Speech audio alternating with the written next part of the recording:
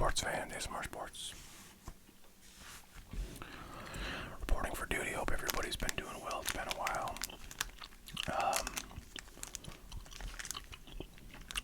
As usual, been kind of struggling to find time. I theoretically had some time this past weekend, but I don't know. I ended up just not really having evening time that I thought I might. So the ever elusive live stream continues to evade, and hopefully I'll get there soon.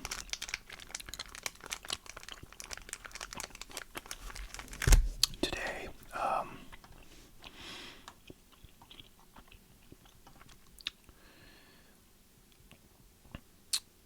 I have a couple things for you guys.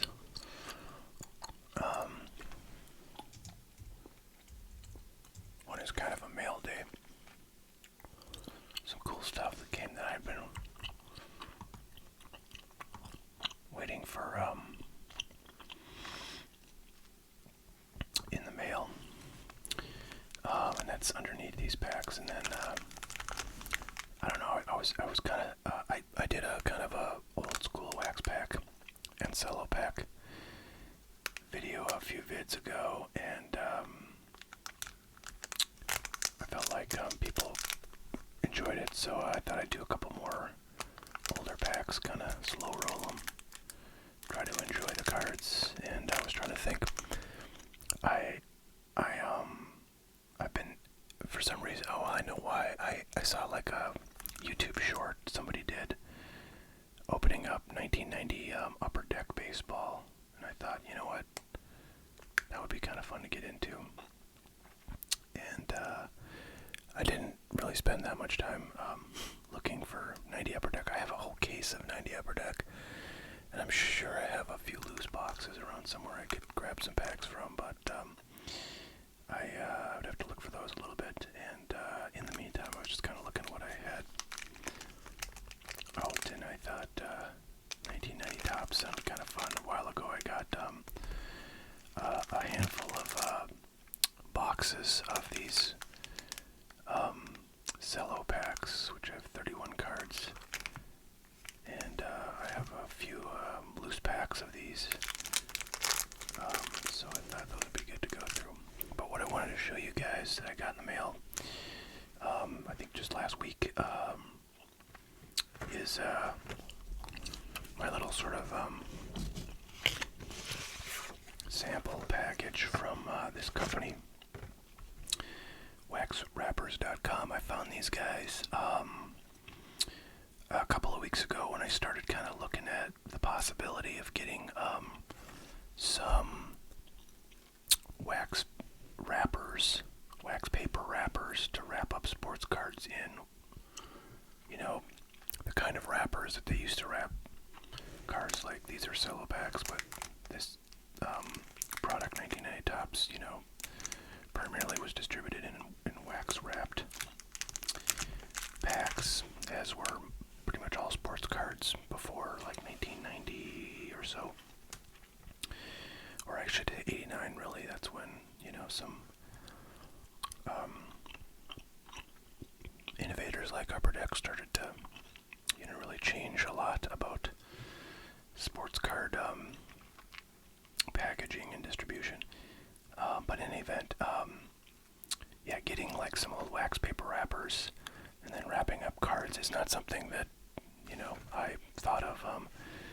There's a couple of companies now, but there's one that sort of started this. I think they're called Repacked Wax, and basically they sell, you know, wax paper wrapped, you know, cards that are just, you know, repacked cards from like the 70s and 80s.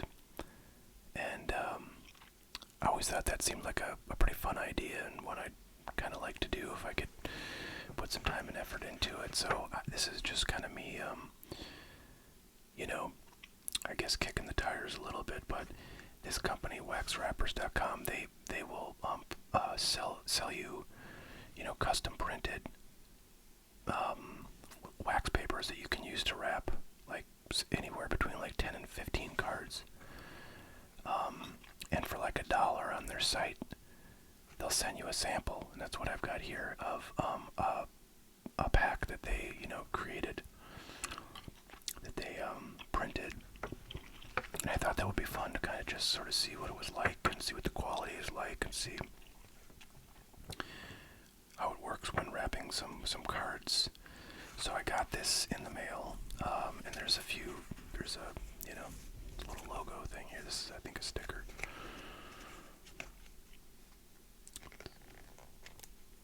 Yeah, it's a sticker.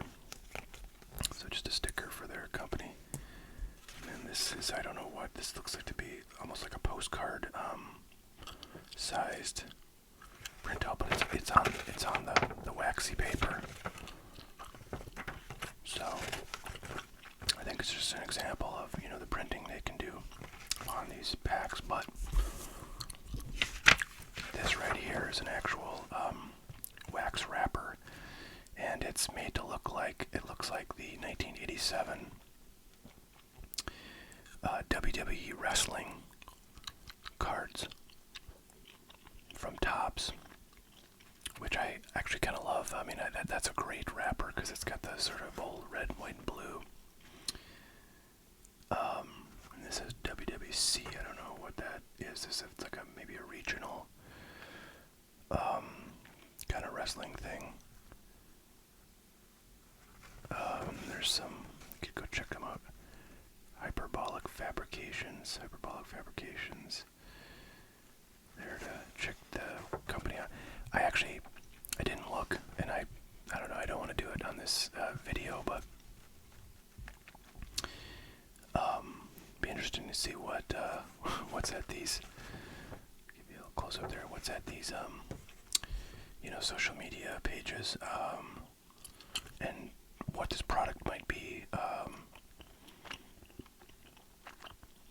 because they show you a few examples of, what people have done with these custom printed wax wrappers, and basically it's just a kind of a bunch of sort of, hobbyist projects, people, putting together, like different, like gaming card type products. Here's obviously a wrestling,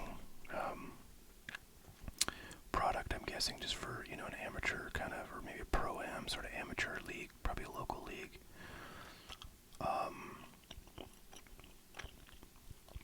And I could see something like, what would be fun, but not really lawful, is if you wanted to make cards from, like, for example, The Karate Kid is my favorite movie of all time. The original Karate Kid with Ralph Macchio.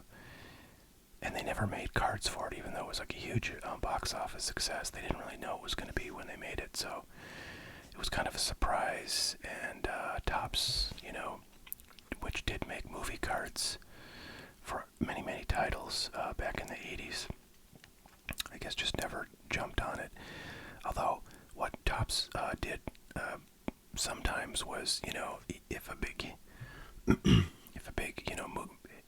a movie was a big hit, that came sort of unexpectedly, they wouldn't, sort of rush and get a set of cards out for that movie, but they would, make a second, or a series of cards for, like, the sequel to that movie. I'm trying to think what I feel like they did that for Rambo.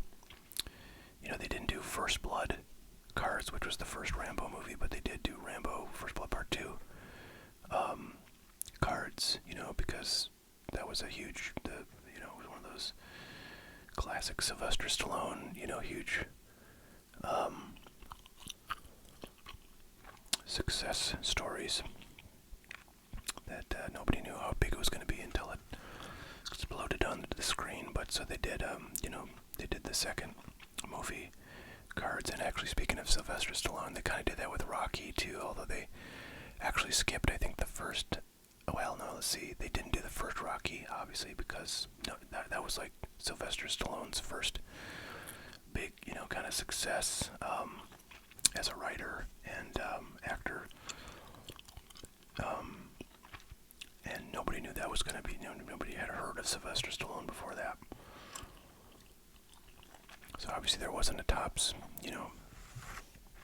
card set for that, but then they did make Rocky 2 cards, and then they skipped Rocky 3, and then they did Rocky 4 cards. So anyways, my point is, if one were so inclined, they could, and you were like a graphic designer, you could make your own like Karate Kid trading cards, to look like an 80s Topps set.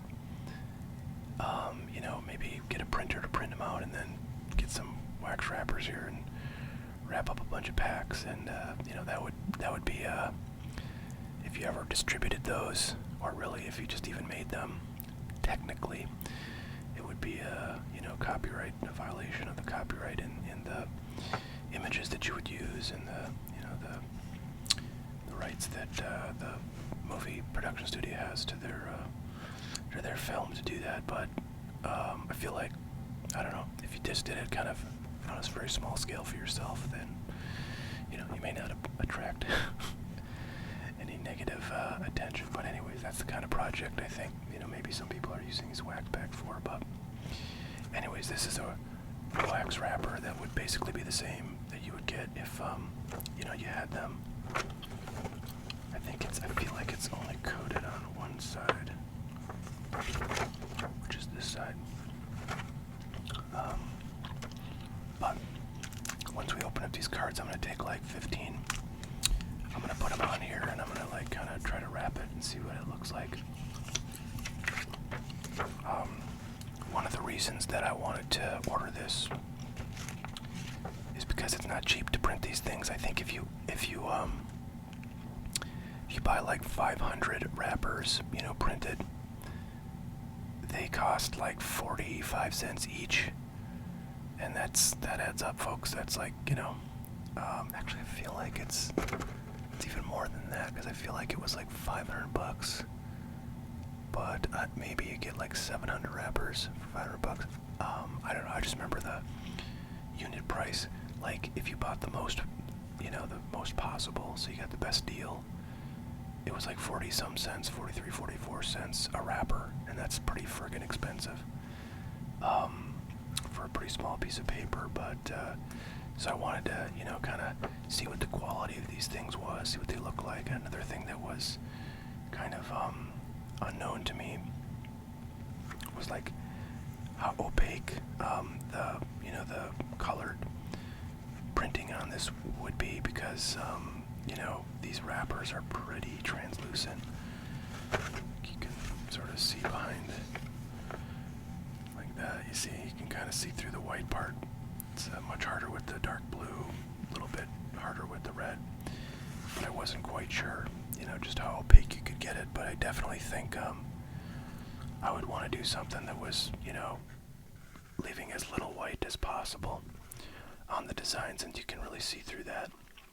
And I feel like that's less than ideal, so that was one thing I wanted to figure out by getting one of those. So we'll come back to that wrapper in a sec, after we get some cards here.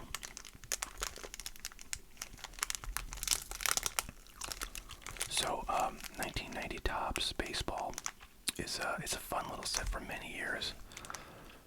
This stuff was, really the sort of kind of discarded, craptastic product of Topps from, this era. The design is kind of, it's not well liked. The checklist is pretty crappy. There's Frank Thomas rookie cards in here. He was a draft pick, and there's like second year Ken Griffey Jr. cards that will have the little rookie All-Star Rookie Cup logo. That's, a lot of people like that. But other than that, there's really nothing, particularly valuable in this set. So for many years, I feel like this was a pretty crappy set to have. But there is one card in, theoretically, in these packs, which is an error card that's exceedingly rare and very valuable, but the odds of getting it are basically zero. I'm convinced that like basically every pack that would have one of those has been opened at this point, and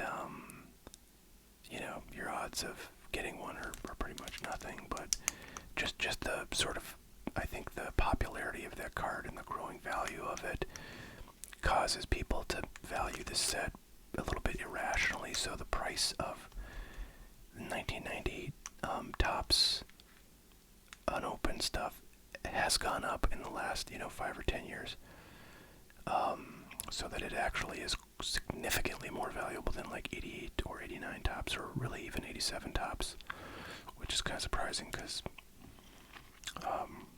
there's a few pretty decent cards in 87 Topps. So anyways, that's just a little bit of introduction to this product. I just found it kind of funny when the stuff started going up in price like 3-4 years ago. And it's just, there's a few products like this that you couldn't give away 10 years ago, but now all of a sudden it's become kind of a darling of those who are into this kind of junk era stuff.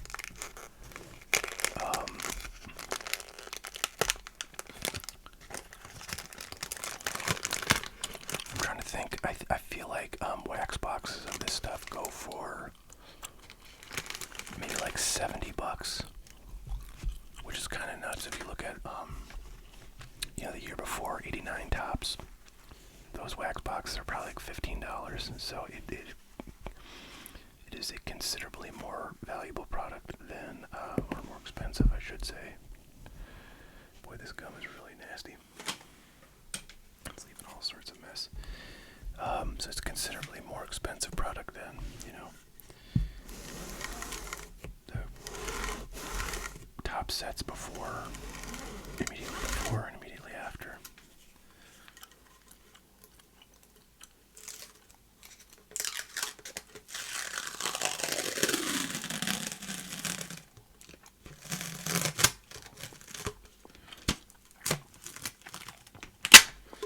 That would make sense if there was, like a solid group of rookies in this product, but there really isn't. I mean, there's Frank Thomas, and that's kind of it. So it's really sort of a kind of an irrationally exuberant market that drives the interest in this stuff. But then you see the design is kind of wacky with these, sort of gradients. It looks just kind of like a, I don't know, like a quilt of some kind, sort of, blocks of color, and then the gradients, just sort of weird. Alright, Ernie Riles, Tony Fossis,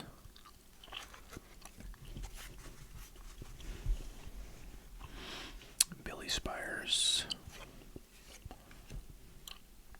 Bruce Hurst,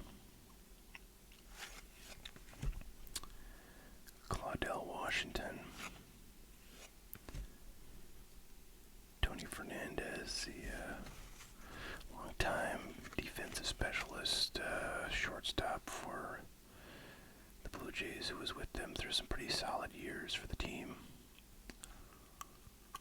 Pretty solid hitter. I mean, he definitely was like, flirting with 300 for a career average, and that's pretty dang good for a,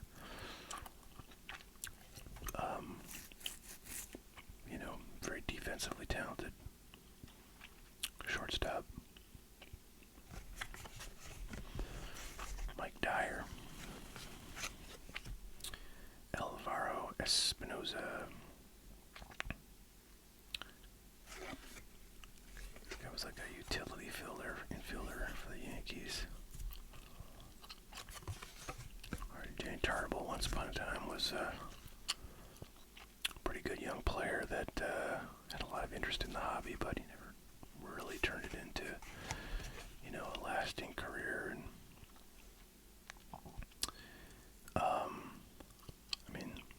those home run and like average numbers. Pretty dang solid, but yeah, I don't know if he had like injury issues or just kind of fell off offensively or what the story of Danny Tartable is, but I remember back in like, 85, 86, 87, his rookie cards were definitely demanding a premium, no doubt, because, 25 home runs in his first full season with the Mariners in 86 will get a lot of people excited, and then 34 the next year. That's the kind of thing back in the 80s, would drive people nuts for your rookie cards, is those, kind of 30 plus home run potential players. Everybody wanted the rookie cards of those types of guys back then. Tim Jones, Ellis Burks. It's a third-year card. I think his rookies were in '88. He was another one of those. Very highly touted prospect when he came up to the bigs. 20 home runs off the bat in '87. So, got some folks excited in the hobby. Jose Lind, Chuck Krim, Chip Hale, rookie, the Twins, and Greg Vaughn. As indicated by the Future Stars logo, was one of the better rookies to get in 1990 products back in the day. And again, it's the sort of 30 plus home run potential of the guy that got the hobby pretty excited. Looks like he hit decently well for average as well in the minor leagues, but at this point only had 30 at bats in the big leagues. I'm sorry, 113 at bats. I was looking at hits. So probably a mid-year call-up or September call-up maybe.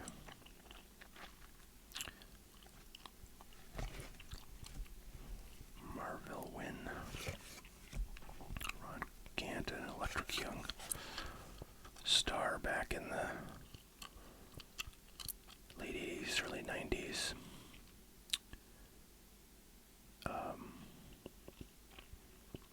Interesting, I didn't know he was so back and forth, in the majors and the minors here, but 89. In 88 he had almost a full season with the Braves, and then 89 he kind of split it between majors and minors. His rookies were in 88 products, so a couple years before this. There's Jeff Russell, All-Star.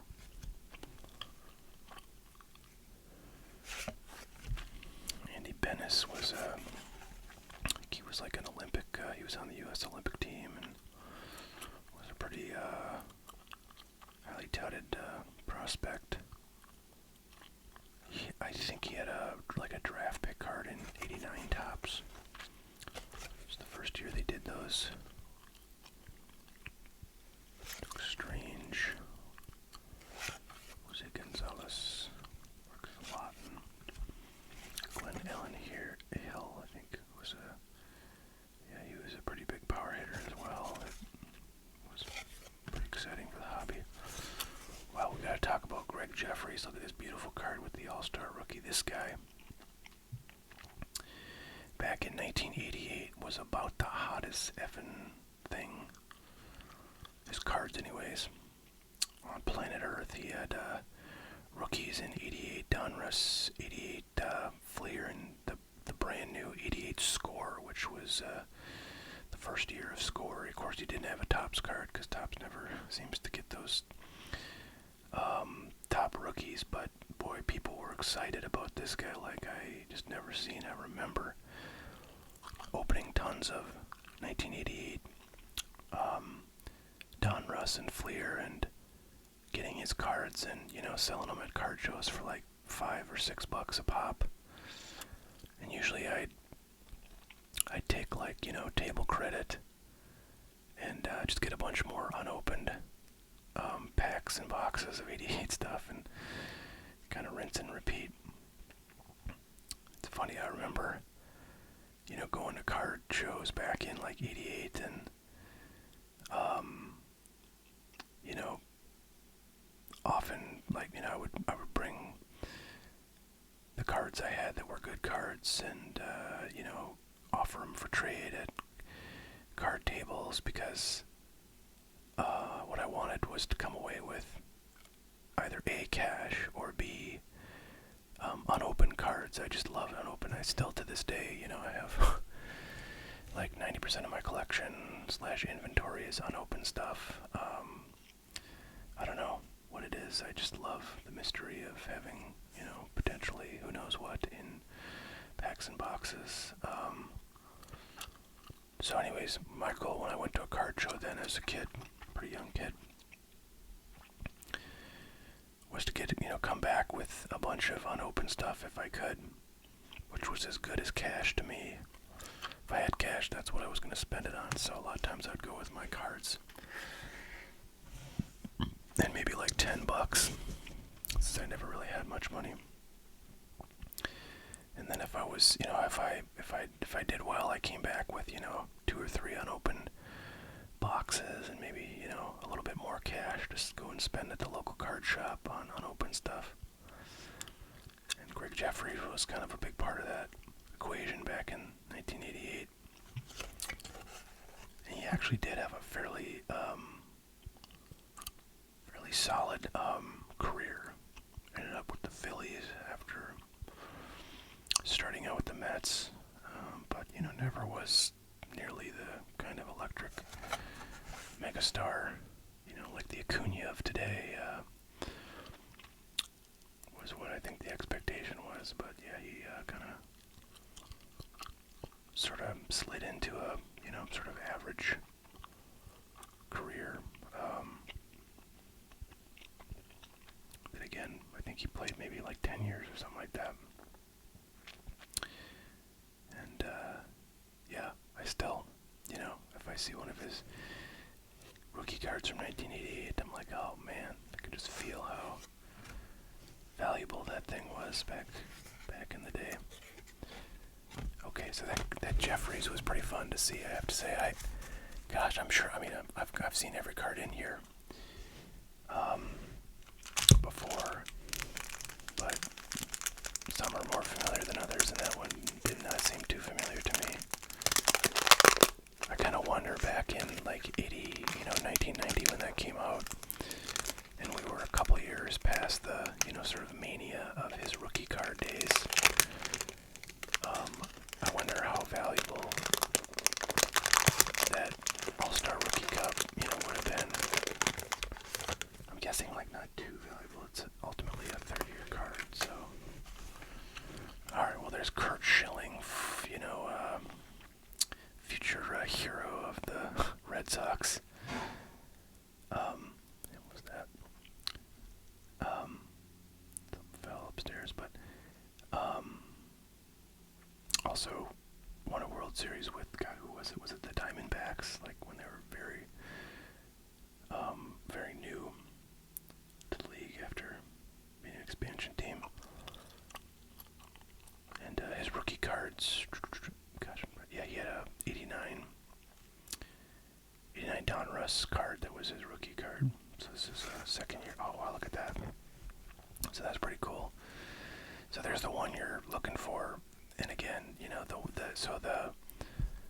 the really rare and valuable error of this card is it's called the no name on front, NNO. And basically, what happened was there was some kind of like print defect that happened at some point in the production process, and it basically there's like a band of print area on this card where the black ink was missing, but it did sort of appear on the rest of the card just from here, and the entirety of the name part, the black color was missing, so like wouldn't appear like on his shoe there where it's black. It wouldn't appear in the Thomas are completely gone from the cards that are the no name on front cards, and the Frank Thomas card was actually not the only card that was affected by this. There were other cards on that printing plate that also had like a portion where the black is missing, but nobody ever really thinks too much about those cards, since I think they're mostly commons. But theoretically, those are all just as valuable as the Frank Thomas no name on front. So maybe, if you can't have the Frank Thomas, you can go find one of those other cards. But this is just the regular old card. All the black is perfectly present. And it's still a cool card because, he's a Hall of Famer. And it's a draft pick card. So this will be the second year they did the draft picks. They started that in '89. Steve Avery was one of the better draft picks you could get out of the '89 set. This is kind of pretty much the only draft pick out of this set that doesn't, or that has any value. These days, everybody else was just a total flop. But pretty cool to get the most valuable card in the set in one of these packs. This was, unfortunately, if you get this in super high grade, it can certainly have some value. I mean, any card from the 80s or 90s as a PSA 10 has value just because it's so difficult to get them graded 10, and frankly, PSA, stacks the deck against you. They basically won't give you a 10 to anything, no matter how perfect it is these days. But even as a 9, probably is worth $50, I would guess. This one's way off center, so that's not gonna, be sent in for grading. But still very cool to see. Saberhagen, Bedrosian, Sid Bream, Billardello. Oh, this is fantastic for me. I would say this is maybe the third best card in the set for me personally, after the Griff second year and the Frank Thomas rookie. This is the Bernie Williams rookie card, and he was a big staple of the mid to late '90s Yankees World Championship teams, and for all intents and purposes, he's really was a good teammate and a good person, good sort of human being. He ended up actually starting a musical career. He plays jazz guitar, electric jazz guitar, and I think to this day still tours and does albums and stuff. So it's kind of fun to see somebody who's a professional athlete have a legit career in another field after retiring. So yeah, he was my favorite Yankee from the post Mattingly era. Even though, to be honest, I didn't really watch a ton of Yankee baseball. At that time, I was in school and starting my career, and did not have a whole lot of time to spend on baseball. But yeah, I knew enough to know I liked Bernie Williams. He was a center fielder, for those wondering, for the Yankees when he played. I'm trying to get the gum. Oh boy, there it is. It's stuck. Oh man, that gum is just terrible. Powdery nastiness. Oh man, you touch it, just disintegrate.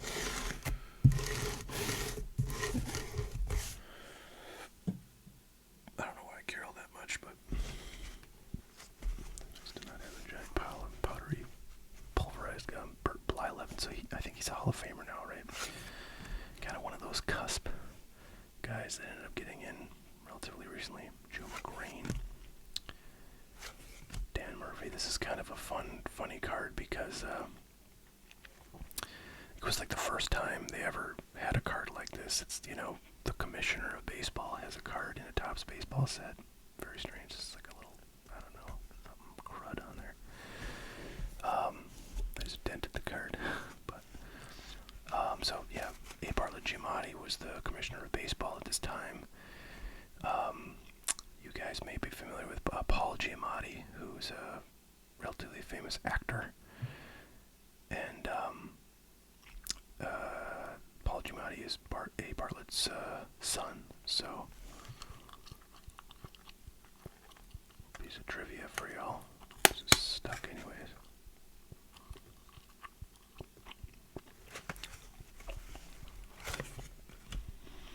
Joel Skinner, Guerrero, Brady Anderson was a beast for a good number of years. Started with the Red Sox and then went to the Orioles. Not too much statistical prowess on this, but he did later have some pretty nice seasons. Mike Jackson, Jim LeFever. Is that the first now? Maybe I've seen another manager card. But it's the first time I've stopped and noticed. Phil Bradley, another guy with a pretty solid bat there for a good number of years in the late 80s, early 90s. Top Browning, Mike Pagliarulo, former infielder for the Yankees, 84 to 89. And then another manager card. So, pretty cool.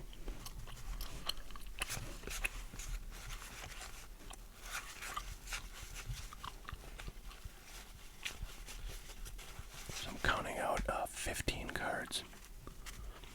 1, 2, 3, 4, 5, 6, 7, 8, 9, 10, 11, 12, 13, 14, 15. Alright, so 15 cards. And I feel like if I were to do this, kind of repack idea, I would maybe have like 13 cards and then do 2, like I'll probably maybe do some custom printed, little insert cards that just say, I don't know, hot cardboard on them and put them on the front and back. So the 13, cards that are in there are protected from any wax residue that may come off during the sealing process, because you use, some heat. So basically what you do is you put your cards there, kind of try to center them, and then do a fold here. And I'm not going to seal this, obviously. I don't have any, heated implements, but I kind of wanted to see how it would. And then, gee whiz, how do I want to do this? I think I want to kind of just tuck those in so they're flush. And then pull this bad boy nice and tight. There's one side. Imagine if I did this a few hundred times, I'd get really good at it, but now I'm kind of rusty. Alright.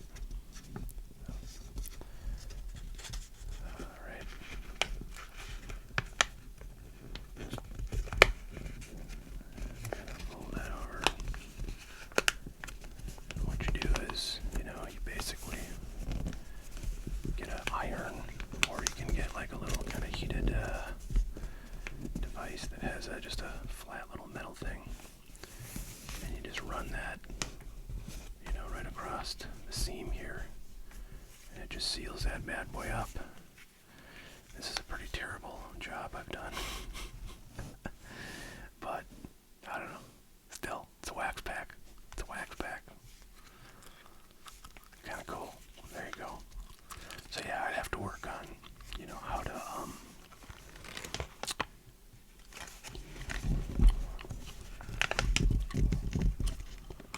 well, I don't know if I'd want to fold that over like I'm wrapping a gift kind of thing. But yeah.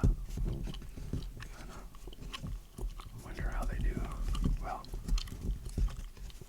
the manufacturers, Tops and stuff from the old days, they would have a machine do all this for much greater efficiency and much better, much more aesthetically pleasing.